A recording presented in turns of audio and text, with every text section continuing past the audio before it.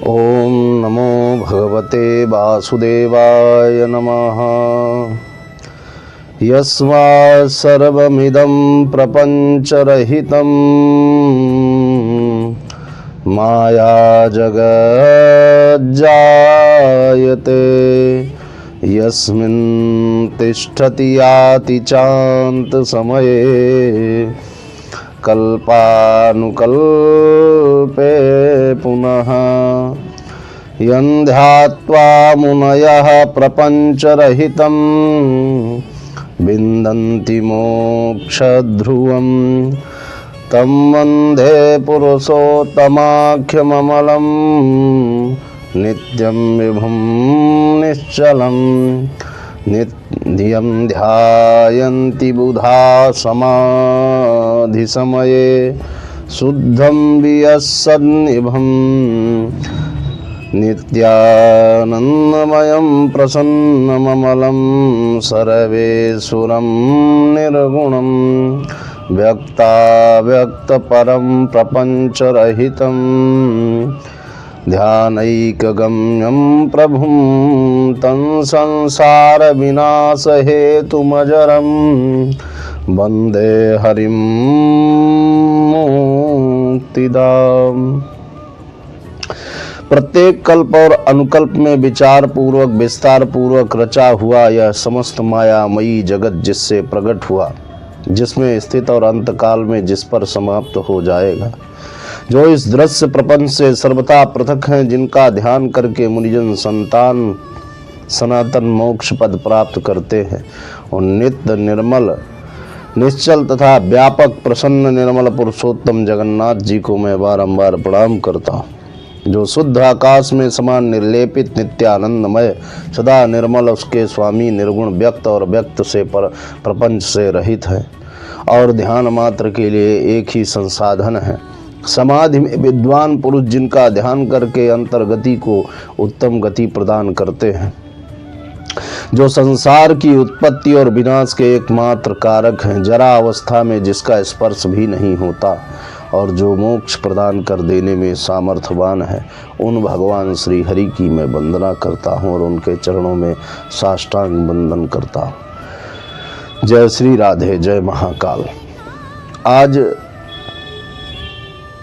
समस्त गूढ़ों का रहस्य लेकर के उत्तम सृष्टि के स्थिति का वर्णन करने के लिए मैं आप सबके ऊपर संक्षिप्त रूप से जो सृष्टि है, संपूर्ण विस्तृत रूप और संक्षिप्त दोनों को मैं आकष्ट रूप से आप सबके ऊपर आप सबके मध्य प्रस्तुत करूंगा। आप सब लोग यह कथा नित्य जिज्ञासा के साथ उत्तम गति से सुने, इससे जीवन की समस्त वैकरणीय जीवन की स्थिति समाप्त हो जाएगी और निस्संदेह ही उत्तम गति को प्राप्त होगी। पूर्व काल की बात है, परम पुण्य पवित्र नैमिषारण्य का उत्तम मनोहर क्षेत्र जान पड़ता था। भांति भांति के पुष्प उस स्थान पर खिले हुए थे। पारिजात, चंदन, अगर, गुलाब, चंपा आदि अन्य बहुत से वृक्ष उनकी शोभा वृद्धि में सहायक हो रहे थे। भांति भांति के पक्षी, नाना प्रकार के मृगों का झुंड, अनेक पवित्र जलाशय, बहुत सी बावली तथा उनका विभूषण सुंदर अलंकार कर रही थी। ब्राह्मण, क्षत्रिय, वैश्य, शूद्र तथा अन्य जाति के लोग भी वहां उपस्थित थे। ब्रह्मचारी, गृहस्थी, वानप्रस्थी, सन्यासी सभी जुड़े हुए थे। झुंड के झुंड गौवें वहां की शोभा को अत्यंत मनोहर बना रही थी। नैमिषारण्यवासी मुनियों का 12 वार्षिक यज्ञ आरंभ हुआ, अर्थात 12 वर्ष तक चलने वाला यह उत्तम यज्ञ आरंभ हुआ। जौ, गेहूं, चना, उड़द, मूंग और तिल आदि पवित्र अन्नों से यज्ञ मंडप सुशोभित किया गया और वहां होम कुंड में अग्निदेव प्रज्वलित थे और आहुति डाली जा रही थी। उस यज्ञ में सम्मिलित होने के लिए बहुत से मुनि और ब्राह्मण अन्य स्थानों से भी आए हुए थे। स्थानीय ऋषियों ने उन सब का यथायोग्य सत्कार किया और ऋषित्व सहित से सब लोग जो उनको आराम से बैठ गए। तब परम बुद्धिमान लोमहर्षण महाराज सुज्जी का आगमन हुआ। उन्हें देखकर मुनिजन को बड़ी प्रसन्नता हुई और उन सब ने यथावत उनका सत्कार संस्कार किया। उसके बाद सुज्जी को बड़े आदर के साथ एक श्रेष्ठ आसन पर विराजमान किया गया। श्रेष्ठ आसन में विराजमान सुज्जी से वार्तालाप करने वाले ब्राह्मणों ने उनसे बातचीत करना आरंभ किया। बातचीत के अंत में सबने व्यास शिष्य लोमहर्षण से अपना संदेह पूछा कि हमारे जीवन का ऐसा कौन सा संदेह है जिसको आप समाप्त कर सकते हैं। मुनि ने बोला, साधु शिरोमणि, आप पुराण, तंत्र, क्षय शास्त्र, इतिहास तथा देवताओं आदि दैत्यों के जात कर्म चरित्र को बहुत उत्तम गति से जानते हैं। वेद शास्त्र, पुराण, महाभारत, मोक्ष शास्त्र, ये भी बात आपसे कोई छुपी नहीं है। जो आपको ज्ञान ना हो, ऐसी कोई ज्ञान की वृत्ति और शास्त्र नहीं जो आप ना जानते हो। महामते, आप सर्वज्ञ हैं। हम आपसे कुछ प्रश्न चाहते हैं और उन प्रश्नों का उत्तर आप हमें प्रदान करें तो हमारे जीवन का उत्तम गति प्रलय काल तक बनी रहे। प्रश्न क्या है? प्रश्न है, समस्त जगत कैसे उत्पन्न हुआ और भविष्य में इसकी क्या दशा हुई, और अस्थावम जंगम रूप संसार सृष्टि से पहले कौन लीन था और पहले लीन कौन होगा। यह प्रश्न सभी ऋषियों ने महाराज लोमहर्षण से किया, सूत जी से।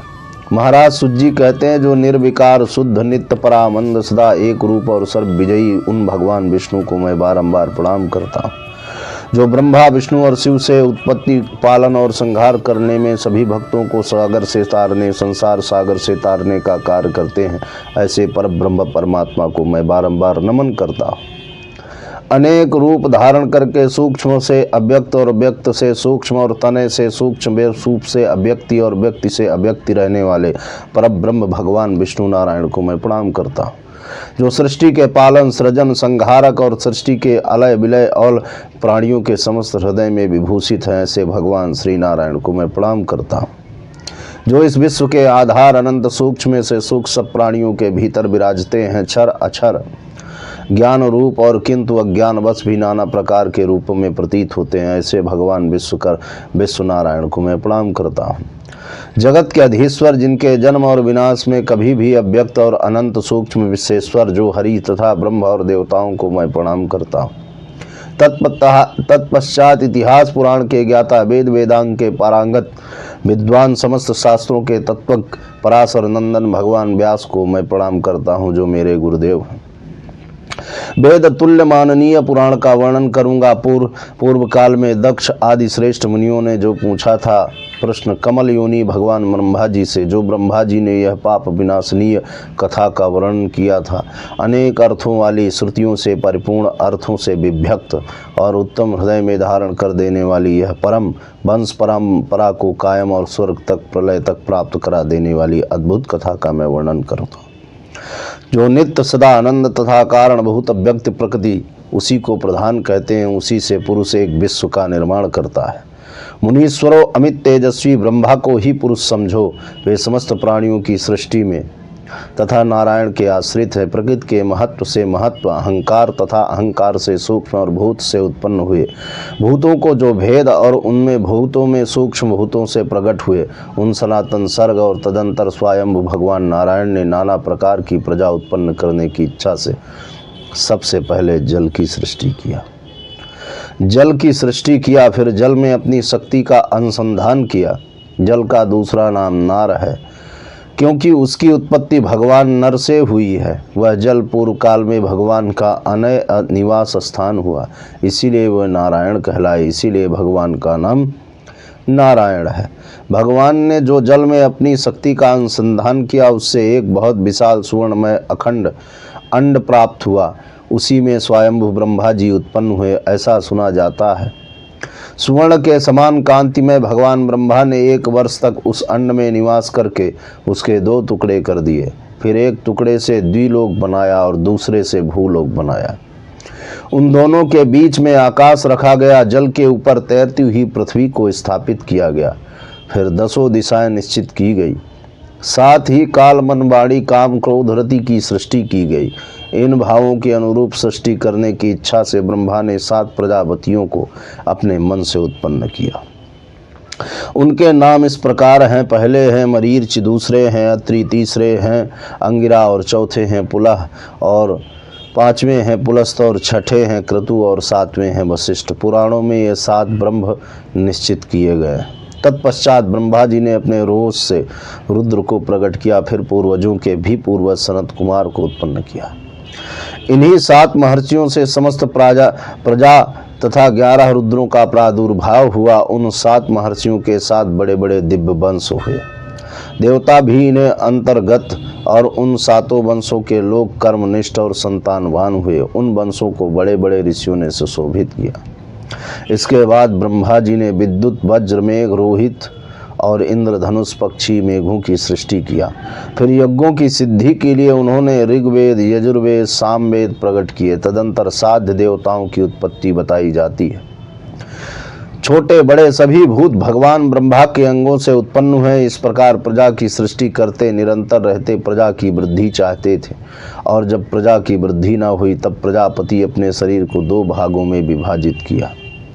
आधे भाग से पुरुष और आधे भाग से स्त्री हो गई, और पुरुष का नाम मनु हुआ। उन्हीं के नाम पर मनवंतर नाम का काल आरंभ हुआ। स्त्री आयोजिता शतरूपा नाम से विख्यात हुई, जो मनु को पत्नी रूप में प्राप्त हुई। उसने 10,000 वर्षों तक अत्यंत घोर तपस्या करके परम तेजस्वी पुरुष को पति रूप में प्राप्त किया। वे ही पुरुष स्वयं मनु कहलाए, और वैराज पुरुष भी उन्हीं का नाम है। मनवंतर, उसका मनवंतर काल का 71 चतुर्युगीय व्यतीत हो जाता है, तब एक मनवंतर समाप्त होता है। शतरूपा ने वैराज पुरुष के अंश से वीर, प्रियव्रत और उत्तानपाद नामक पुत्र उत्पन्न किए। वीर से काम्य नाम की श्रेष्ठ कन्या उत्पन्न हुई, जो कर्दम प्रजापति की धर्म पत्नी हुई। काम्य के गर्भ से 4 पुत्र उत्पन्न हुए, सम्राट कुक्ष, विराट और प्रभु। प्रजात्री ने राजा उत्तानपाद को गोद ले लिया। प्रजापति उत्तानपाद ने अपनी पत्नी सुनता के गर्भ से ध्रुव, कीर्तिमान, आयुष्मान तथा वसु 4 पुत्र उत्पन्न किए। ध्रुव ने उनकी पत्नी शंभु से लिए लिष्ट, भव्य इन 2 पुत्रों को जन्म दिया। श्लिष्ट अपनी पत्नी छुछाया के गर्भ से रिपु, रिपुंजय, वीर, वकल और ब्रक्तेजा ये 5 पुत्र उत्पन्न किए। रिपु ने बृहति से चक्षुष नाम की तेजस्वी पुत्र को जन्म दिया। चक्षुष से उनकी पत्नी पुष्करणी से, जो महात्मा प्रजापति वीरण की कन्या थी, चाक्षुष मनु उत्पन्न हुए। चाक्षुष मनु ने वैराज्य प्रजापति की कन्या लंडवाना के गर्भ से 7 महाबली पुत्र उत्पन्न किए, जिनके नाम इस प्रकार हैं: कुक्ष, पुरु, सद्ध्रुम्न, तपस्वी, सत्यवाक, कवि, अग्निहोत्र, अतिरात्र और सुधर्म और अभिमन्यु। ये 10 पुत्र हुए। पुरु से आग्नेय से सुमता, स्वाति, क्रतु, अंगिरा तथा मय ये 7 पुत्र उत्पन्न हुए। अंग से सुनीता से बेन नाम का एक पुत्र पैदा किया गया। बेन के अत्याचार से ऋषियों को बड़ा क्रोध हुआ, अतः प्रजा की रक्षा के लिए उन्होंने उनके दाहिने हाथ का मंथन किया, और उससे महाराज पृथु का प्रागट हुआ। उन्हें देखकर मुनियों ने यह कहा कि यह महान तेजस्वी राजा होगा। प्रजा को हमेशा प्रसन्न रखने वाला और उत्तम गति प्रदान कर देने वाला, यह महान धर्म कवच धनुष धारण करने वाला, प्रजा पालक, पृथ्वी का संरक्षक, राजसूय यज्ञ जैसे अभिषेक करेगा, और उत्तम गति से सर्वप्रथम इसकी स्तुति कर देने वाले 2 ऋषियों को प्रकट किया गया, और प्रजा की जीविका चलाने के उद्देश्य से ऋषि, पितर और गंधर्व अप्सराओं की सृष्टि में उत्तम सहयोग निभाएगा। मुनियों ने जब यह वर्णन सुना तो मुनियों ने कहा, पृथु के जन्म की कथा विस्तार पूर्वक कहिए। जो महाराज लोमहर्षण ने सूत जी ने छोटी सी कथा पृथु की बताई, तो सभी ने कहा, इसका विस्तार पूर्वक वर्णन करिए। महामते पृथ्वी का किस प्रकार दोहन किया और पृथु का वर्णन क्या है। तब महाराज सूत जी कहते हैं कि दुजीवरों, मैंने बेन कुमार पृथु की कथा विस्तार के साथ सुनाता हूँ, आप लोग एकाग्रचित होकर सुनो। ब्राह्मण जो पवित्र नहीं रहता, जिसका हृदय खोटा होता है, जिसका हृदय खोटा होता है, जो अपने शासन में नहीं रहता, जो व्रत का पालन नहीं करता तथा कृतघ्न होता है, ऐसे ब्राह्मण को अहितकारी कहते हैं। ऐसे पुरुष को यह प्रसंग नहीं सुनना चाहिए, और यह स्वर्ग देने वाला और यश आयु की वृद्धि करा देने वाला परम धन्य वेद के तुल्य माननीय गुण रहस्य मैं उन लोगों को नहीं सुनाता। ऋषियों ने जैसा कहा वह सब मैं ज्यों का त्यों आप लोगों को वर्णन कर रहा हूँ, सो प्रतिदिन आप ध्यान पूर्वक सुने। ब्राह्मणों को नमस्कार करके बेन कुमार पृथु के चरित्र का विस्तार पूर्वक कीर्तन करना चाहिए। उसे अमुक कार्य मैंने किया, अमुक कार्य नहीं किया, इस बात का शोक उस प्राणी को कभी नहीं होता जो इस कथा को उत्तम गति से श्रवण करता है। इस बात का शोक नहीं होता पूर्व काल की बात है, अत्रि कुल में उत्पन्न प्रजापति अंग बड़े धर्मात्मा हुए और धर्म के रक्षक थे। वे अत्रि के समान ही तेजस्वी थे। उनका पुत्र बेन हुआ, जो धर्म तत्व बिल्कुल नहीं समझता था। उनका नाम मृत्यु कन्या सुनीता के गर्भ से हुआ था। अपने नाना के स्वभाव दोष के कारण वह धर्म को पीछे करके काम लोभ में प्रवृत्त हो गए। उन्होंने मर्यादाओं का पालन नहीं किया, वैदिक धर्मों का उल्लंघन किया, धर्म यज्ञ का विनाश कर दिया और संसार में यजन और यज्ञ आदि का सब कुछ विनाश करके ब्राह्मणों को हवन करने से मना कर दिया और सभी हवन की सामग्री को भंग कर देता और मरीचि आदि जैसे ऋषियों को भी दुखी करता। बेन हम एक बार मरीच के मध्य बेन का संवाद हुआ। बेन हम आप उनके अनेक विषयों की यज्ञ की दीक्षा ग्रहण करने वाले, तुम धर्म न करो, यह यज्ञ आदि कर्म में सनातन धर्म नहीं कहा जाएगा। महाराज मरीचि जी ने कहा। महर्षियों को यूं कहते देखकर खोटी बुद्धि वाले बेन महाराज ने कहा हंसता हुआ, अरे मेरे सिवा इस संसार में कोई है ही नहीं सृष्टा जिसकी बात मैं सुनूं। विद्या पराक्रम तपस्या सत्य के द्वारा मेरी प्रसन्नता के लिए तुम भूतल पर कोई भी यज्ञ करो जिससे मैं प्रसन्न हूँ। मैं ही संपूर्ण प्राणियों का विशेषता सब धर्मों की उत्पत्ति का कारण हूँ। तुम सब लोग मूर्ख हो, अचेत हो, इसलिए मुझे नहीं जानते। यदि मैं तुम्हें चाहूँ तो अभी पृथ्वी सहित भस्म कर दूंगा, जल में बहा दूंगा, द्युलोक रूध डालूंगा और तनिक भी अन्यथा विचार करने की आवश्यकता नहीं। जब महर्षि गण बेन को मोह अहंकार से किसी तरह हटा ना सके तब उन्हें बड़ा क्रोध आया। उन महात्माओं ने महाबली बेन को पकड़ा और बांध लिया। बांधने के बाद उस समय वह बहुत उछल कूद कर रहा था। महर्षि कुपित बहुत क्रोधित थे। महर्षियों ने उनके दाहिनी जांघ को उठाया और उसको मथना शुरू किया। जब दाहिनी जंघा को मथा तो एक नाटा सा काले रंग का पुरुष प्रकट हुआ जो बहुत ही नाटा था। उसको खड़ा देखकर भयभीत होकर वह देखकर सभी महात्माओं को बैठ गया। तब महात्माओं ने कहा, व्याकुल देखकर अत्रि ने कहा, निषाद बैठ जाओ। इससे यह निषाद वंश का प्रवर्तक हुआ। यहाँ से निषाद वंश की उत्पत्ति हुई। तत्पश्चात महात्माओं ने पुनः अरणी की भांति वेद की दाहिनी भुजा का जब मंथन किया, उससे अग्नि के समान तेजस्वी एक पृथु का प्रादुर्भाव हुआ। वो भयानक टंकार कर देने वाले आज गाव नाम का धनुष, दिव्य बाण तथा रक्षार्थ कवच धारण किए हुए प्रकट हुए। उनके उत्पन्न होने पर सभी प्राणियों को बड़ा हर्ष हुआ और एकाग्रित होकर वे बेन स्वर्गगामी हुए। महात्मा पृथु जैसे सत्पुत्रों से उत्पन्न होने को बेन को पुन नाम नरक से छुड़ा दिया और उनका राज्याभिषेक करके समुद्र की सभी नदियों ने रत्न जल से उपस्थित होकर अंगिरा रस देवताओं के साथ भगवान ब्रह्मा तथा समस्त चराचर भूतों ने आकर राजा पृथु का राज्याभिषेक किया। उन महाराज ने सभी पृथु को मनोरंजन किया, उनके प्रजा पिता के प्रजा को दुख को दूर किया, किंतु पृथु ने उन सब के प्रसन्न करने के लिए प्रजा का मनोरंजन करने के कारण उनका नाम राजा हुआ।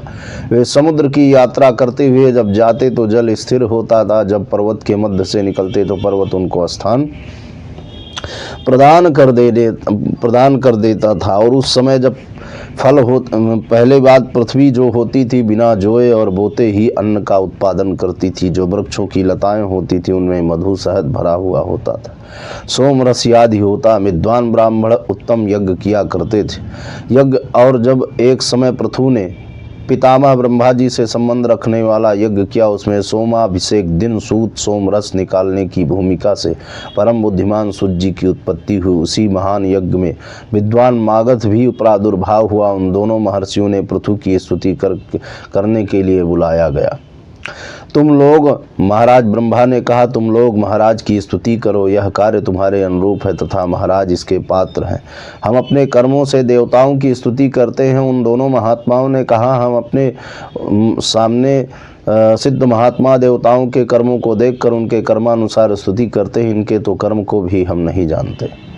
तब महाराज ब्रह्मा ने कहा, जो जो तुम वर्णन करोगे वह सभी कार्य महाराज पृथु संपन्न करेंगे। आप अपनी कल्पना के अनुसार वर्णन करो। सृष्टि की रचना में यह समस्त कार्य को संपूर्ण करेंगे महाराज पृथु है।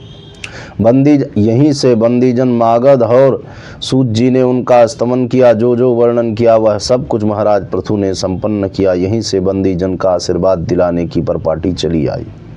अत्यंत मागध पृथु देखकर अत्यंत प्रसन्न हुए और महर्षि, ये महाराज तुम्हें जीविका प्रदान कर देने वाले। यह सुनकर सारी प्रजा पृथु की ओर दौड़ी और प्रजा ने पृथु से कहा कि घेर करके महाराज पृथु को जब यह वर्णन सुनने के बाद कहा कि आपने प्रजा के हित के लिए बहुत अच्छे कार्य करने का निर्णय लिया है, तो हमारा भी कल्याण करो। जब महाराज पृथु ने यह सब कुछ देखा तो महाराज पृथु ने अपने धनुष और बाण को लेकर पृथ्वी के पीछे दौड़ना आरंभ कर दिया। जब पृथ्वी के पीछे दौड़ना आरंभ कर दिया तो पृथ्वी को चारों ओर दौड़ाया। जब चारों तरफ पृथ्वी को कहीं दिशा न मिली, हर जगह महाराज पृथु ही धनुष बाण लेकर दौड़ रहे थे। यह बात को देखकर महारानी पृथ्वी शांत हो गई और खड़े होकर उन्होंने कहा कि हे महाराज, निर्मोह निर्मंकार और अव्यक्त धर्म का शासन कर देने वाले महात्मन पृथु, तुम मेरा वध करके क्या पालोगे? इस प्रजा के हित की कामना तुम करते हो, तो जब मेरा ही विनाश कर दोगे तो किस प्रकार इस प्रजा का हित करोगे?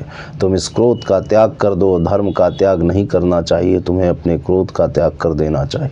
महाराज पृथु ने कहा, भद्रे, जो कुछ यह पराये किसी एक के लिए बहुत से प्राणियों का अगर वध कर दिया जाए तो यह उत्तम कर्म कहा जाता है। अशुभ व्यक्ति का वध करना बहुत से सुखियों को सुखी कर देता है और उसको मारने से पातक या उत्पातक नहीं लगता। इसलिए वसुंधरे, मैं तुम प्रजा का कल्याण करने के लिए तुम्हारा वध भी अगर कर दूं तो मुझे अपराध नहीं लगेगा। यदि मेरे कहने से आज संसार का कल्याण नहीं करोगी तो मैं तुम्हारा बाण के द्वारा विनाश ही कर दूंगा। जैसा मैं कहता हूँ वैसा स्वयं तुम करोगी, स्वयं ही प्रजा को धारण कर लूँगा मैं। अगर तुम्हारा वध कर दूंगा तो तुम्हारे स्थान पर स्वयं पृथ्वी का रूप धारण करके इस प्रजा को मैं स्वयं अपने अनुरूप धारण करूंगा। महाराज पृथु ने कहा, जीवन का रक्षा करने के लिए तुम्हारी उत्पत्ति हुई है, तुम जीवन को ही विध्वंस की ओर ले जाते हो, इसलिए मैं तुम्हारा वध कर दूंगा। इसलिए तुम गौ रूप लो और मेरी पुत्री के रूप में बन जाओ। मैं तुम्हें भयंकर बाणों को तुम्हारा वध त्याग दूंगा और तुम्हारा वध नहीं करूंगा, तुम्हें पुत्री रूप में स्वीकार कर लूंगा। महाराज पृथु ने जब कहा तो पृथ्वी बोली, वीर निसंदेह यह सब मैं कुछ करूंगा, मेरे लिए बछड़ा देखो।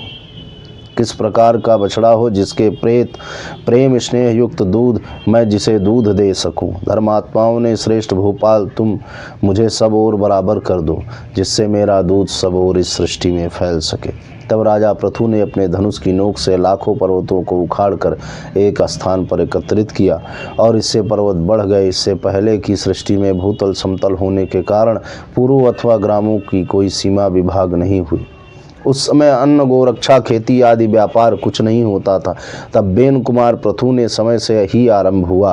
भूमि को जो जो भाग समतल था वहीं वहीं पर समस्त प्रजा निवास करना पसंद किया। उस समय तक प्रजा का आहार केवल फल फूल, वह भी बड़ी कठिनता से प्राप्त होता था। राजा पृथु ने स्वयंभु मनु को बछड़ा बनाकर अपने हाथों में ही पृथ्वी को दुहा। उन प्रतापी नरेश ने पृथ्वी को सब प्रकार के अन्न का दोहन किया। उसी अन्न से आज भी हम सब जीवन भरण पोषण कर रहे हैं। और दैत्य, यक्ष, पुण्य जन, गंधर्व, पर्वत और वृक्ष सभी ने उस पृथ्वी को दुहा और उनके दूध, बछड़ा, पात्र, दुहने वाला ये सभी पृथक पृथक थे। ऋषियों में चंद्रमा बने बछड़ा और बृहस्पति ने दुहने का काम किया। तपोमय ब्रह्म उनका दूध हुआ और वेद ही उनके पात्र बने। देवताओं ने स्वर्णमय पात्र लेकर पुष्टिकार दूध दुहा, उनके लिए इंद्र बछड़ा बने और भगवान सूर्य ने इस दूध दुहने का कार्य संपन्न किया। पितरों का चांदी का पात्र हुआ और प्रतापी यम बछड़ा बने और अनंतक ने दूध दुहा, उनके दूध का नाम स्वाधा नाम से विख्यात हुआ। नागों ने तक्षक को बछड़ा बनाया और तुम्बरीक का पात्र बनाया। ऐरावत नाग ने दुहने का काम किया और विष रूपी दुग्ध का दोहन किया। असुरों ने मधु दुहने वाला बना और उन्होंने माया दूध दुहा। उस समय विरोचन नाम का बछड़ा राक्षस बना और लोहे के पात्र में दूध दुहा गया। यक्षों का कच्चा पात्र हुआ, कुबेर बछड़ा बने और रजत नाभ यक्ष बन दुहने वाले बने। अंतर ध्यान होने की विद्या से उनका दूध नाम विख्यात हुआ। राक्षसेंद्रों में सुमाली नाम का राक्षस बछड़ा बना और रजत नाभ दुहने वाला था। उनने कपाली रूपी पात्र में शोणित रूपी दूध का दोहन किया। गंधर्व में चित्ररथ ने बछड़े का काम किया और दुहने वाला पवित्र सुगंध दुग्ध दुहा। और पर्वत में गिरी महागिरी मेरु ने हिमवान को बछड़ा बनाया और स्वयं दुहने वाला बना और शिला मय पात्र में रत्न औषधि दुग्ध रूप में दुहा। वृक्षों में प्लक्ष पाकड़ बछड़ा बने, खिले हुए साल्म के वृक्ष दुहने का काम किया, पलाश वृक्ष दूध दुहने का काम किया और दुग्ध उन्होंने इस रूप का दुहा कि जलने और कटने पर वृक्ष हमेशा अंकुरित रहेंगे। इस प्रकार का दुग्ध उन्होंने दुहा। इस प्रकार सबका धारण पोषण कर देने वाली यह पावन वसुंधरा समस्त चराचर जगत की आधारभूता तथा उपस्थितिमान, यह सब कामनाओं को देने वाली, सब प्रकार के अन्न से अंकुरित कर देने वाली गो रूपी पृथ्वी मेदिनी नाम से विख्यात हुई। यह समुद्र तक पृथ्वी की अधिकारी हुई। मधु और कैटप मेद के व्याप से होने वाली यह मेदिनी नाम कहलाई। राजा पृथु आज्ञा के अनुसार भूदेवी उनकी पुत्री बन गई, इसलिए उन्हीं का नाम इसी समय से पृथ्वी का नाम राजा पृथु के अनुसार से पृथ्वी से निश्चित किया गया।